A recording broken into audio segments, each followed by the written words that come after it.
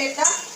খাবার দাবার গরম করছে, কারণ সকালেই তো রান্না বান্না হয়ে গেছে, রাহুল খেয়ে অফিস চলে গেছে, ওই জন্য তরকারিটা গরম করে নিচ্ছে। আর চলে এসেছে দুধ, এই মাত্র দুধ দিয়ে গেল, দুধটাও বসিয়ে দিলাম জাল দিতে।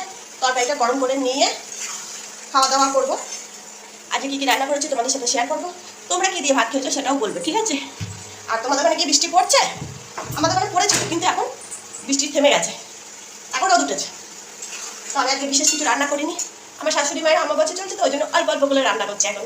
আজকে রান্না করেছি পটল আলুর তরকারি, ডাল, মাছের ঝাল, ডিম সেদ্ধ, আম। মহারাজ খেতে বসে পড়েছে, ওইদিকে মহারাজ খাচ্ছে, এদিকে আমি খাচ্ছি।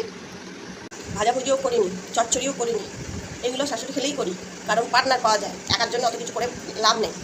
ওই দুপুরবেলায় করি চচ্চড়ি তরকারি এক্সট্রা, ওগুলো আমার পার্টনার নেই বলে এখন আর করছি না। এখন সিম্পল রান্না করছি, সিম্পল। খাওয়ার মানুষ থাকলে না রান্না করতে ভালো লাগে।